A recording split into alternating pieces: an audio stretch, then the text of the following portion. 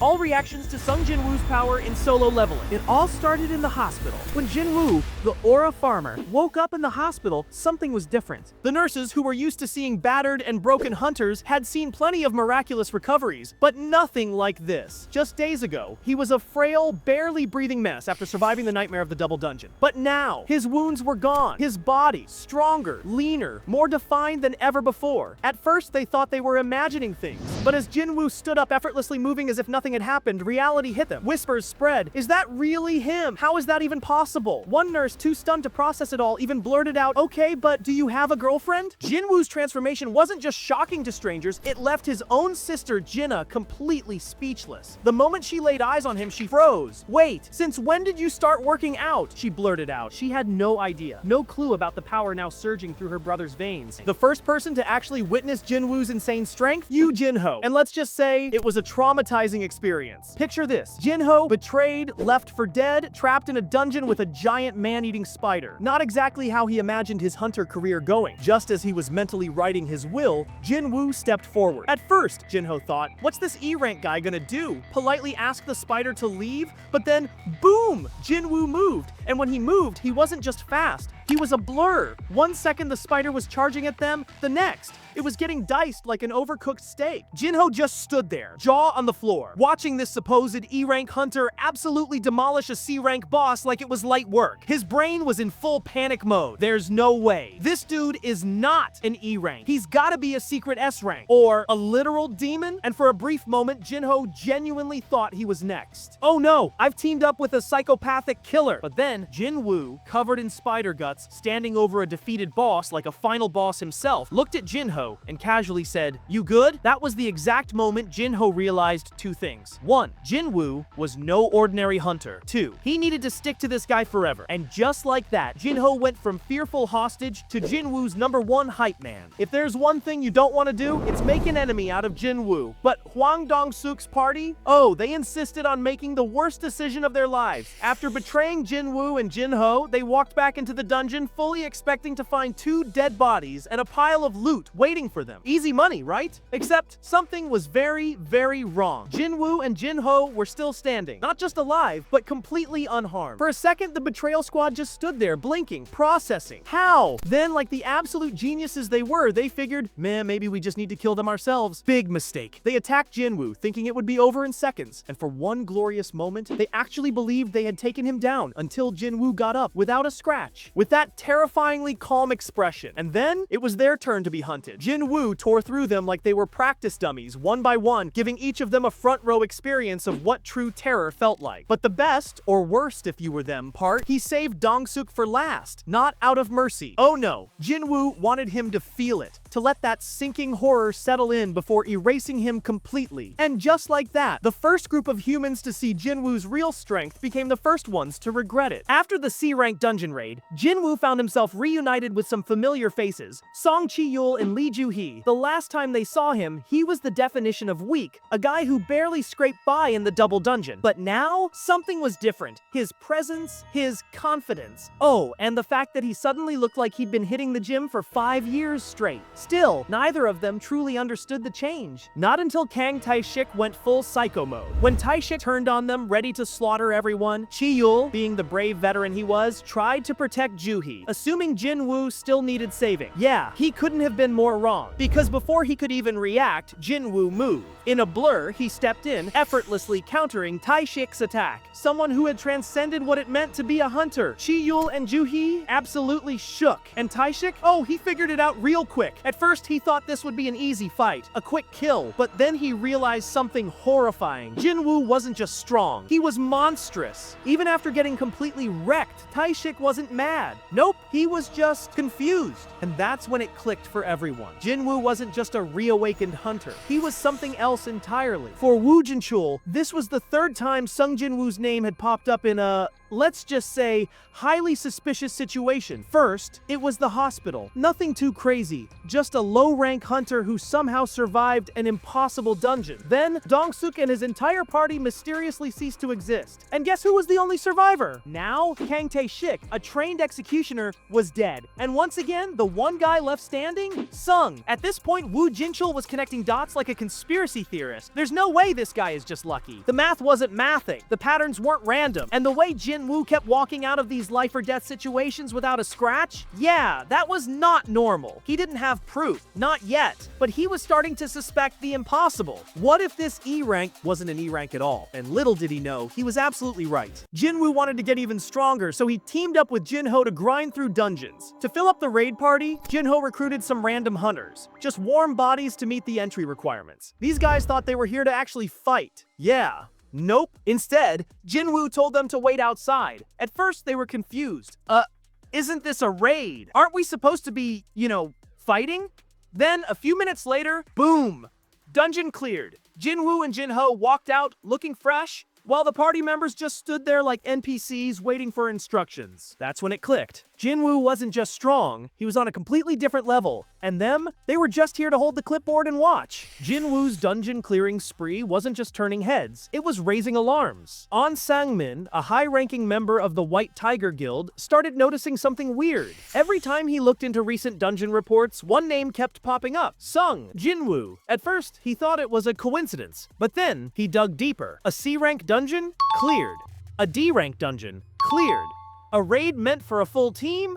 Cleared. By just 2 guys. Pair that with Jin Woo's suspiciously high survival rate in every near impossible situation, and Sang-min put 2 and 2 together. Jin Woo had reawakened, and in his mind, this was a golden opportunity. Sang-min became obsessed with recruiting him. He saw Jin Woo as a game changer for White Tiger, a once-in-a-lifetime jackpot. So when Jin Woo got trapped in the Red Gate incident, unlike everyone else panicking, Sang-min just sat back, smirking. Oh, he'll survive, trust me. And he was absolutely right. At first, Han Song-yi knew Jin Woo was strong. She had already seen glimpses of it during Jinho's raid party, but nothing could have prepared her for what she witnessed inside the Red Gate. 1 second, she was about to be ice bear food. The next, Jin Woo casually saved her life like it was no big deal, and then he just punched a few ice bears into the ground like they owed him money. That's when it clicked. Jin Woo wasn't just strong, he was stupidly OP. And yeah, she might have caught feelings right then and there. Can you blame her? But she wasn't the only one to realize it. Park Hee-jin, a skilled assassin-type hunter, had already suspected something was off about Jin Woo. She figured he was hiding his true strength, but how strong was still a mystery. Then it happened. An ice elf fired an arrow straight at Han Song-yi. Hee-jin barely had time to react. She could see it, but catching it? No way! But Jin Woo, he snatched it midair, effortlessly. That's when she knew. Jin Woo wasn't just an E rank, he wasn't even a false ranker, he was something else entirely. From that moment on, she made a very smart decision. Stick by Jin Woo's side. Because let's be honest, at this point, who wouldn't? But the one person who didn't figure it out fast enough? Kim Chul. Unlike Hee-jin, he refused to believe Jin Woo was more than some lucky fraud. So what did he do? He made the worst decision of his life. He picked a fight with Jin Woo, and oh boy, did he regret it. Jin Woo didn't just win, he obliterated Kim Chul, crushed him, erased him, ended his whole career in seconds. And just when you thought it was over, Jin Woo raised his hand and turned Kim Chul into a shadow. Yeah, the dude went from being an arrogant guild hunter to literally becoming Jin Woo's undead minion. That was the moment everyone in the Red Gate realized Jin Woo wasn't just powerful, he was unstoppable. After defeating Baruka, Jin Woo and his squad finally made their way out of the Red Gate. Waiting for them? Baek Yoonho, S-rank hunter and master of the White Tiger Guild. But something was off. Everyone else who entered that dungeon, dead. Except for Jin Woo and his team. Yoonho wasn't just curious, he was suspicious. No way did a group of low-rank hunters survive that, so he did what any high-ranking hunter would do. He grabbed Jin Woo's arm and turned him around, demanding answers. And then, he felt it. The moment Jin Woo calmly looked at him, everything changed. That unshakable presence. For the first time in a long time, Baek Yoonho felt fear. His instincts screamed at him. This man was not normal. Jin Woo didn't raise his voice, didn't flex his strength, he just stared. And Yoonho? He backed off, apologized. explained himself, because at that moment, he knew. An Sang-min had already suspected it, but now it was confirmed. Sung Jinwoo had reawakened. And not just that, he was stronger than anyone could have imagined, which is why later, Baek Yoonho wanted him in White Tiger at any cost. Jin Woo finally decided it was time to get his rank reevaluated. And just like that, he went from Korea's weakest E rank to its 10th S rank hunter. The entire building shook. People stared, whispers spread, jaws hit the floor. How is this even possible? But the wildest reaction, that belonged to Choi Jong-In. As an S rank hunter himself, he immediately felt it. Jin Woo's insane mana levels. This wasn't just some strong hunter. This was someone dangerous. Wanting to make a good first impression, Choi Jong-In stepped forward, extended a hand, and introduced himself. And Jin Woo, he ignored him, didn't shake his hand, didn't acknowledge him, didn't even blink. Choi Jong-In, Korea's top mage and leader of the strongest guild, was just straight up ghosted in front of everyone. After seeing Jin Woo's meteoric rise to S rank, Woo Jinchul finally admitted it. Jin Woo was exactly as strong as he had suspected all along. But the next person to truly understand the full weight of Jin Woo's power, Gunhee, when Woo Jinchul filled him in on Jin Woo's insane strength, the chairman of the Hunters Association was beyond impressed. This wasn't just another strong hunter. This was someone who could change the entire power balance of Korea. Without hesitation, Gunhee tried to recruit him. A high-ranking position in the Hunters Association, an offer almost no one would refuse. But Jin Woo, he declined politely. Because as much as the association had power, it would limit his ability to raid high-level dungeons freely. And when Gunhee heard Jin Woo's reasoning, he didn't argue. He didn't push.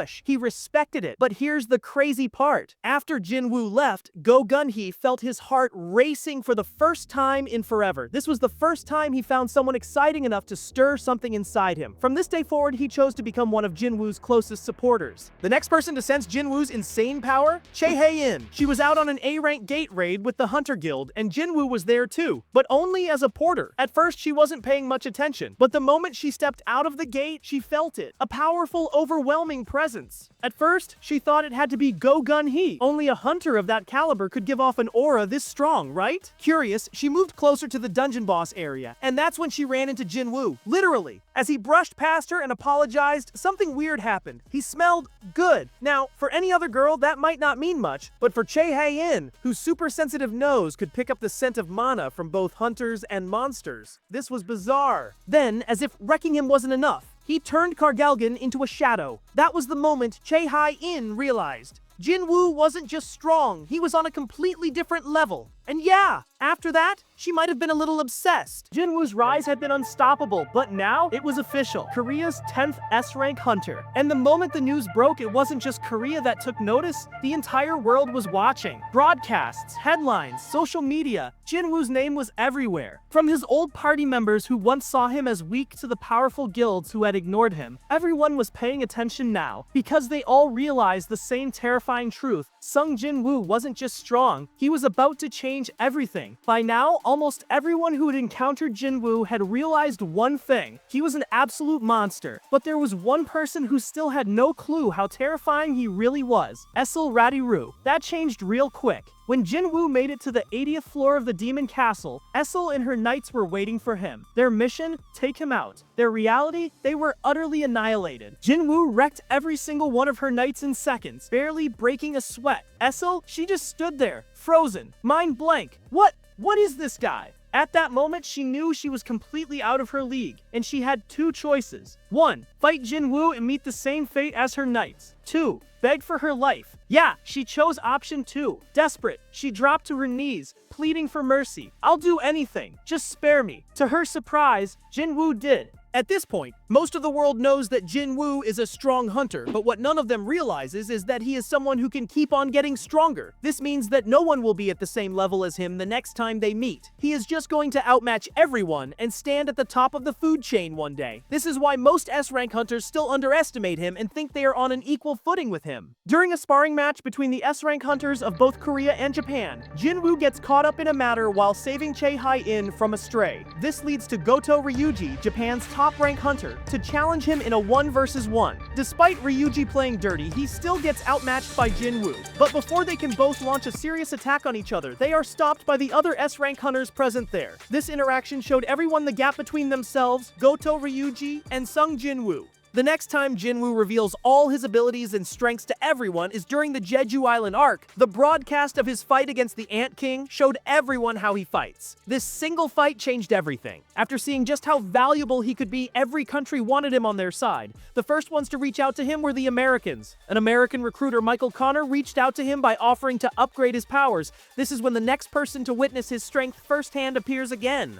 Her name was Norma Selner, a fortune teller who could use her ability to upgrade a person's strength. When Norma attempted to use her upgrading ability on Jin Woo, not only did it fail to work, but it also caused her to see Ashborn's presence inside, which petrified her. During Japan's crisis arc, Sung Il-hwan, Jin Woo's father, gets to see his own son in action. This is also when he finds out that his son is actually the Shadow Monarch, the person he is actually tasked to kill by the rulers. But he is reassured when, after further assessment, the rulers deem Jin Woo as an ally and assign Il-hwan as his protector instead of his assassinator. During the Aang Guild arc, a dungeon break occurred right at Jin Woo's sister's school. Orcs flooded the area, attacking students, and it was turning into an absolute massacre. The guards assigned to protect her, completely useless. And just as an orc was about to strike her down, boom, Jin Woo swooped in. And in that moment, he didn't just save his sister, he snapped. The sight of his own flesh and blood in danger sent him into full-blown rage mode. And the orcs? They didn't stand a chance. Jin Woo brutally slaughtered every single one of them, not just beating them, annihilating them. And as she watched the carnage unfold, Jinah finally understood.